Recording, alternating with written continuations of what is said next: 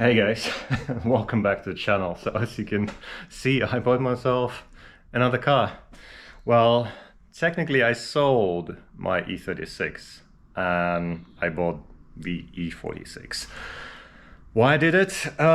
If you watched any of the previous videos about the E36, you know that I never was happy with the car. It was someone else's project. It required too much work. Even though it was sort of like drift ready, well, the diff, suspension, angle kit, everything, I never felt like my car.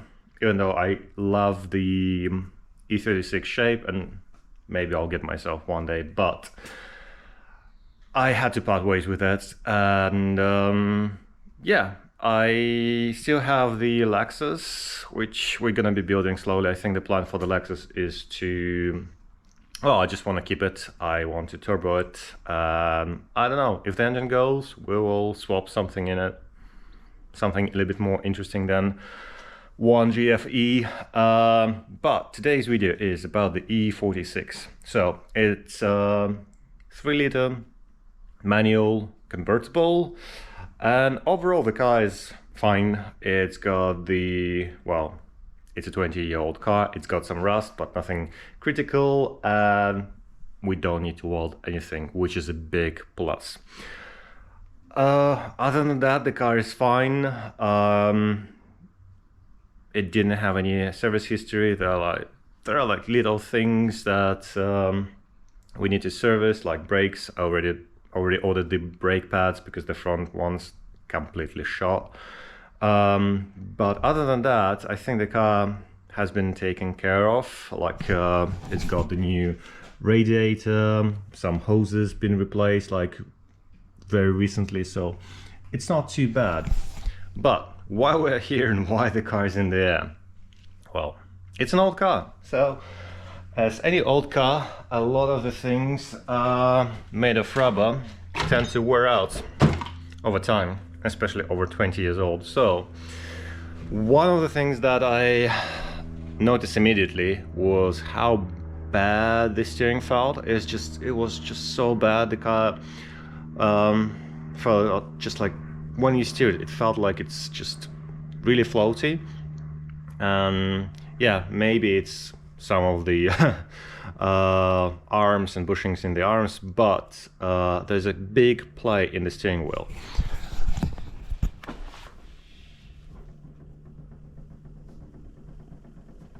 You can't really see it here when the car is in the air. I probably should have done it while it was on the ground. But the thing is, if you have a E46, E36, I think it's same issue. The steering column has a coupler, a rubber coupler, or as the American counterparts call it Giubo. I don't know, basically a rubber donut that connects to steering shafts, and over time it wears out. And on the right-hand drive cars, it's even more noticeable because it's sitting next to the exhaust headers. Yeah, and it's quite annoying. The feel is awful. Like I just can't drive the car like that. So what I did, I bought a billet one. So this is how it looks, and this is exactly how it is on the stock car, except made of rubber. The problem is, I didn't want to make this video because it's a relatively simple thing, and I thought that I would find something on YouTube to basically make my life a little bit easier replacing that thing.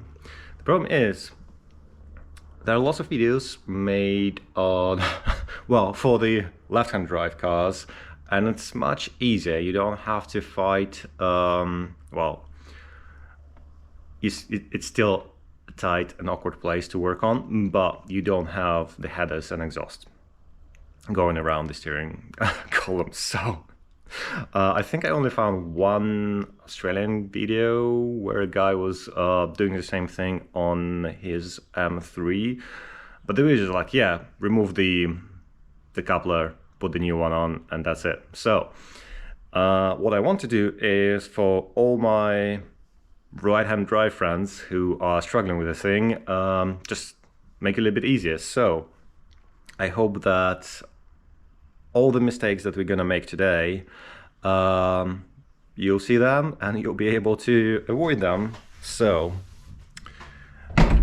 what are we replacing and where it is? Probably I need to bring some light, but this is the steering column. By the way, I'm using this piece of wood just not to touch the headers. They're still really hot. But that round thing is the coupler, and it's sitting underneath this metal shield, which is, I mean, a good call, because you see, like, it's literally maybe like 4 or 5 centimeters from the header, and it would have been gone a long time ago. Infamous last words. I think it's gonna take 10 minutes.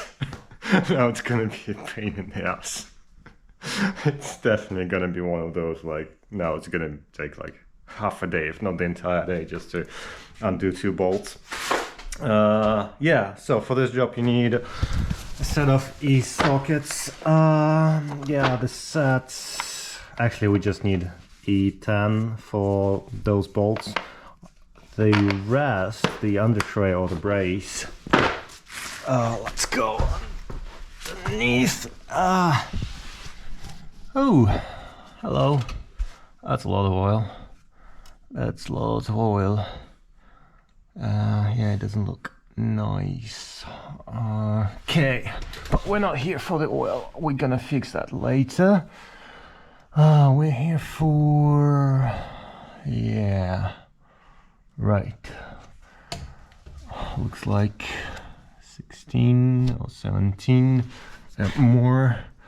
There's one in there. Yeah, not much room, to be honest. Yeah, they're just a bunch of bolts, and yeah, I can't even see the joint. Well, I can see the joint, but I don't think I will be able to get to the bolt. It's just there. Yeah, not the best lighting, sorry guys, but the bolt is there. You can see the tip of it. I mean, in theory, I suppose I could have get to it, but I don't think there's a way to get it out without removing the, well, under tray slash brace. So yeah, I am gonna do this. I think my plug is leaking. Yeah, I changed oil, and yeah, it does look like it's leaking. Not great. Need to tighten it up. I think this is a 17, so yeah, I'm just gonna give it another twist, but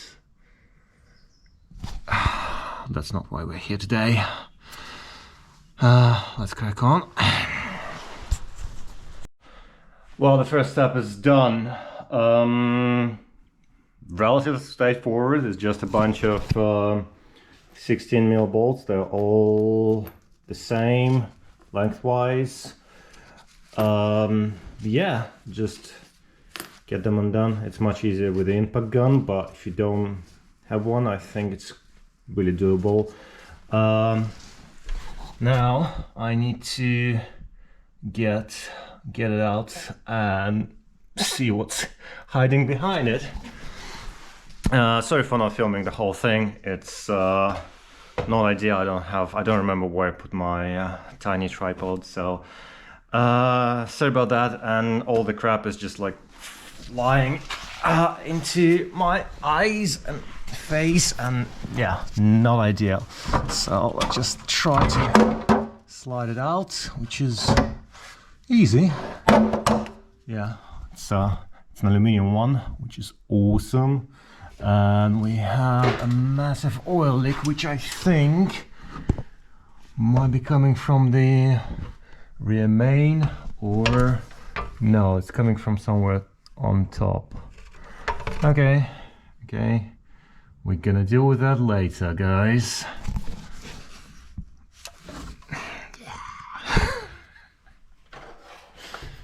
Yeah, so this is the thing that we need to remove, and this is the bolt that we need to remove, the bottom one. The top one is there, which I think I will try to get from the top. Might be the easiest way. Well, the top bolt is, well, very much accessible from the bottom.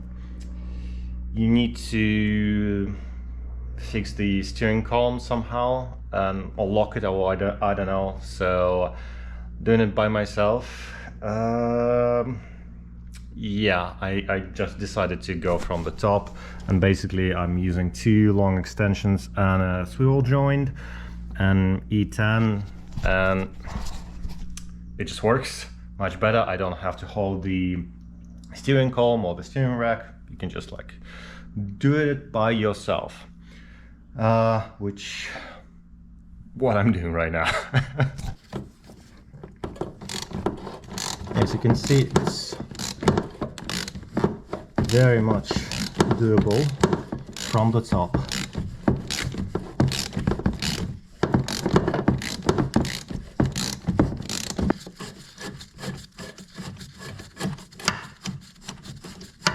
It's probably gonna drop on the floor.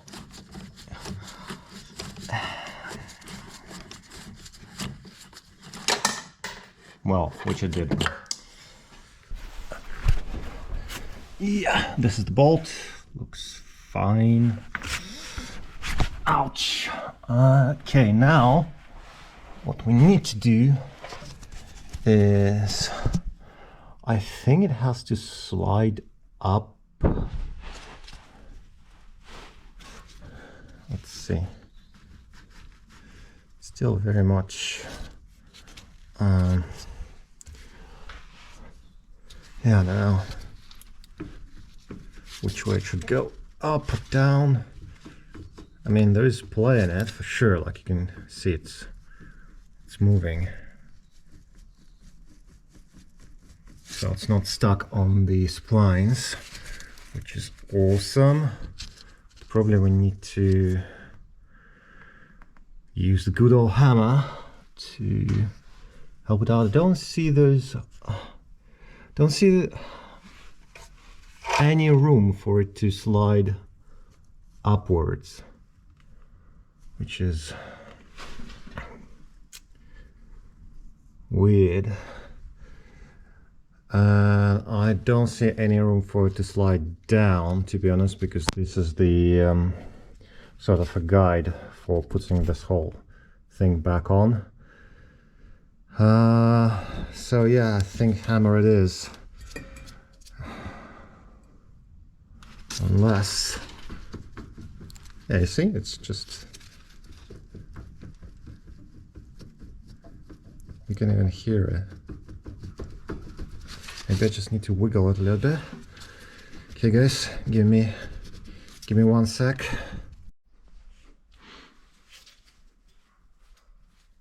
It's out. Actually, it was way simpler than I thought. Little tip, trick. Make sure that you, basically there's a steering column adjuster. Make sure that it's free, and you pull the steering wheel all the way out and don't lock it. What happens is, when you lying under the car, like, there is no way, there's literally no room for it to move anywhere. But that's where that adjustment comes in. You can see like that shaft over there with splines. I don't know if you can make it out, but it's right there. This is your column adjustment. And actually, it's just gonna slide up and down. And what you need to do, what I did at least, I basically, the whole thing is looking like that. So this is the bottom piece that connects to the steering rack itself, and this is the top one that goes into the shaft. So there's like a hex and this one has splines. When you're under the car, you're looking at the thing, you can see like these tabs on each side. What I did, I would just like took a long screwdriver and lightly tap it out, and basically it started sliding up. I mean, obviously your case might be a little bit different and things do get seized, but overall just like use these tabs to kind of like slowly work it out of the steering rack. You don't have to unbolt the steering rack. So yeah, it just slides up and then you can pull it out, and it's surprisingly straightforward. Maybe that's the reason why nobody bothered doing a video. But this is the first step. I know there's no play in the U-joint and the rubber seems to be fine, but I have no idea how old it is, and I think it's an original one, so it's made in Germany.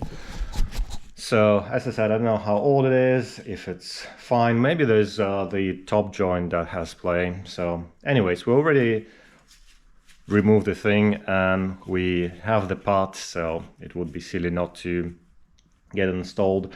Unfortunately, this thing is not kind of like serviceable.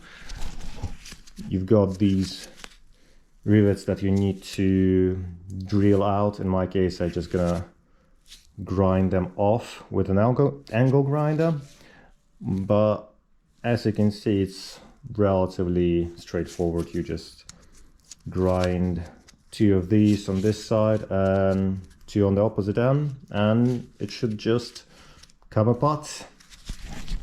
Let's see if it's actually true.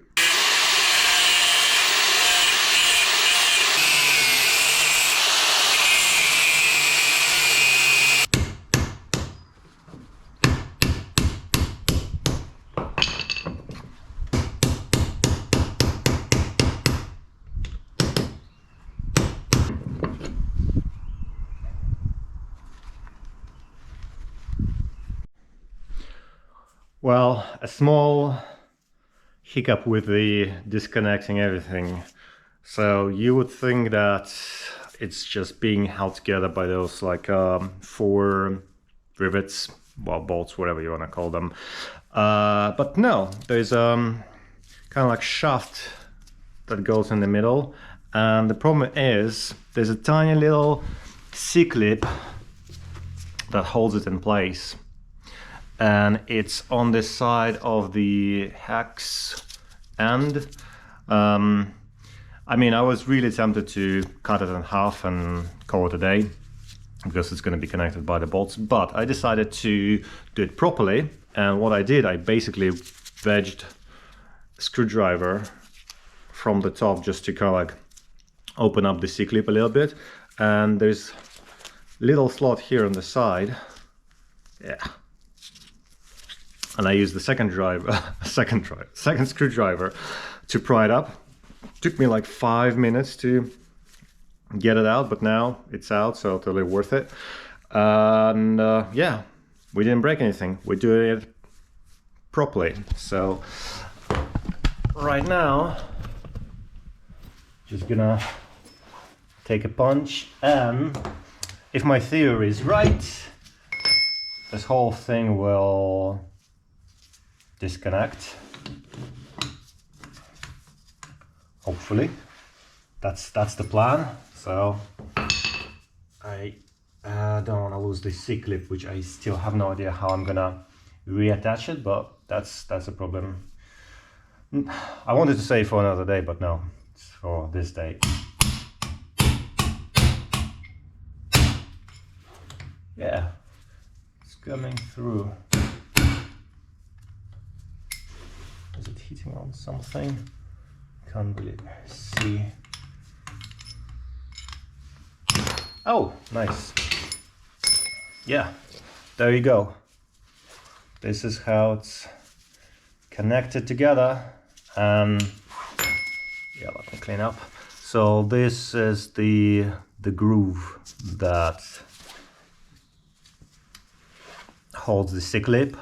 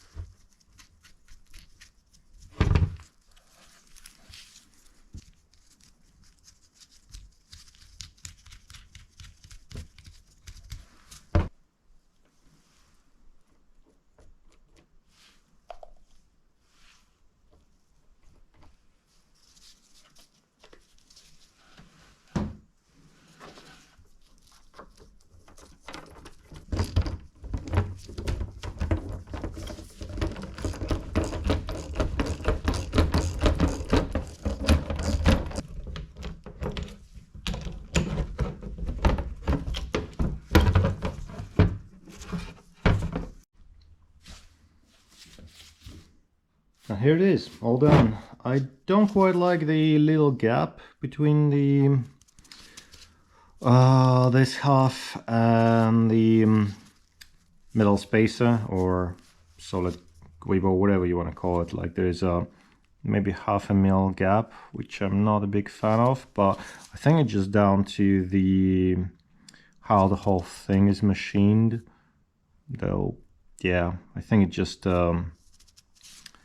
has a knob there that doesn't kind of like let it sit properly. So I think ideally what I could have done is kind of like flatten out a bit, so like the surface is leveled, but I don't think it's gonna go anywhere, and yeah, it's already assembled. So the only thing that I need to place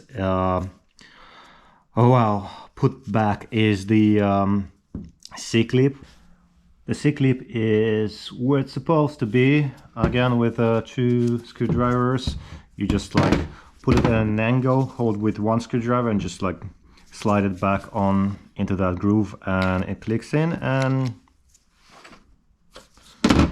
it's exactly how it came from the factory. Well, minus the piece of aluminum in between, but yeah, surprisingly so far it hasn't been that bad. One thing that I forgot to say, and I messed it up myself, the steering wheel, I kind of like, I just let it spin, and it's probably gonna be a little bit wonky when I put it back on. I try to align it with the wheels, but yeah, I think I messed up there. A small fuck up on my side. The thing is directional. So yeah, basically, in order to install it, you have to make sure that the top side and the bottom side are pointing the right way because of these locking bolts. They've got the slots cut on the shafts, and the first time when I put it the wrong way around. So basically, if you're looking at your U-joint that connects to the steering rack, aka has splines, you look at this and the slot is pointing at 12 o'clock. The other end that is going onto your steering rack column and has the hex shape thing, the slot on this side has to point at 9 o'clock. So 12, 9. If it's pointing at 3, you have to flip it around. That's what I did. The first time I installed it, this thing was pointing at 3 o'clock. It won't gonna go the way it should. So I had to take it apart and put it again. Yeah, round 2. I hope this time it just slides back on without any issues. I nearly made a huge mistake, which could could have cost me like a steering rack and maybe a few days of work. Yeah, I decided to show it anyways to you guys because it's a very easy mistake to make. Simply, like in my situation, I was just like so excited to put things back together and just test it, and like, yeah, just put it back on. It's easy, literally 2 bolts. What can go wrong, right? Yeah. You can cock up even 2 bolts. So basically,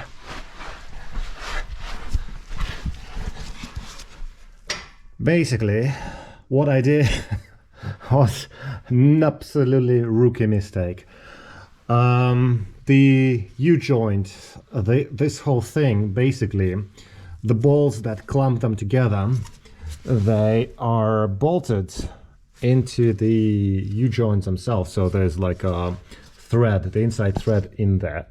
What I did though, mistakenly, put this bottom bolt the wrong way. Basically, this is the, let's call it captive nut, and I started threading it into the captive nut, and the bolt just like bottomed out because these bolts, they don't have threads all the way in. I'm like, that's weird, why it's not going any further. And what happened, it bottomed out, and I think I stripped some of the threads, so the threads went all the way past the captive nut. So when I was trying to undo it, it just wasn't going out, and I was like, damn it, it's just such a simple thing, and I totally ruined it. Took me like 15, maybe 20 minutes just to get it out. And what I was doing, I got a punch and was slightly hammering it out, so hoping that it will bite the threads. And like every time I would hammer it, I kind of like, it's really hard to do because you can't hammer it out and turn the bolt at the same time. So I had to tap it in a little bit, then use my ratchet to undo, and then it's just like, yeah, it was a really long fight, and I was really close to just cutting the bolt and drilling it out, but at the last minute it just like bit the threads, and I've managed to get it out, clean the threads, basically put that back on the right way. But so if you're not sure, at least on the bottom one there is a guide. You can see like there's a thing that looks like a washer. Basically this is your captive nut. Don't put your bolt into into this washer. On the top one though, there's no indication which side it should go, so be careful and pay attention where you put in it. But basically, yeah, just double check and don't rush, because you could ruin your day. So yeah, that was it. The whole thing is in. I just need to reinstall the skid plate or the brace. Yeah, we're gonna take it for a drive. So see you in a sec. Well, it's much better, like miles better now. Like when you move the steering wheel, it still feels a little bit lighter, even compared to the IS200. I think it's never thought that I would say that, but the steering feels a little bit sharper on IS200. I don't know, maybe there are some bushings that I still need doing, but overall, like when I move the steering wheel, there is no lag between the steering wheel and the wheels. Yeah, other mistakes that I've made, well, I think I might have broken the clock spring, so the traction control and the well, whatever the thing is, don't know, but like this one is the brake pads. This one, I know, no idea. parking brake. I haven't touched the parking brake though, but I don't know. Anyway, so I will try and remove the steering wheel. I don't like it. It's got this thingy where like it's, I don't know if you can see, but I can twist this thing around, and the overall feel is horrible. So I wanted to change the steering wheel anyways, and if I didn't break the clock spring, that's great. Probably I just need to realign it a little bit so that's straight. Other than that, yeah, it's totally worth it. And I double checked it on eBay. The billet spacer, billet Giubo, whatever you want to call that, the coupler, it only like 30 quid, 29 plus £5 postage, so totally worth it. Difficulty wise, not too difficult. You can, I mean, if it's not seized, and yeah, I thought that it would have been much harder to do on the right-hand drive car, simply because you've got the exhaust and everything and there's not much room there. But no, it's fine. It's very much doable, and I'd say it's on a scale from 1 to 10, 5. It's that easy. Just pay attention. Don't make the same mistake I made with the clamp and the bolts. Just double check, don't rush. Yeah, totally recommend doing that. Other than that, I think I'm gonna wait for my brake pads, and I need to order the discs as well. Sorry. Yeah, so I'm just gonna order brake discs as well, because they're absolutely knackered, and I need to find some second-hand coilovers. I really don't want to go with max spinning rods, no offense to anyone, but if I don't find anything, I'll probably buy a set just to get me going. I don't know. The plan is, yeah, fix the traction control lights, but I don't think I'm gonna film that unless I find something interesting reinstalling the wheel. But other than that, thanks for watching, and there's gonna be more content on the IS200, but I think for now I just need to focus on the E46, get it ready for any event, like any drift event. I really need to start practicing, because I'm just building cars and then setting them off, like, yeah, it's definitely not the right way. If I don't get me wrong, I like building cars, and maybe I like building cars more than driving cars, but I really want to get a hang of it, start drifting, and I hope with this car I can start progressing. And yeah, anyways, as I said, thanks for watching, and see you guys in the next one.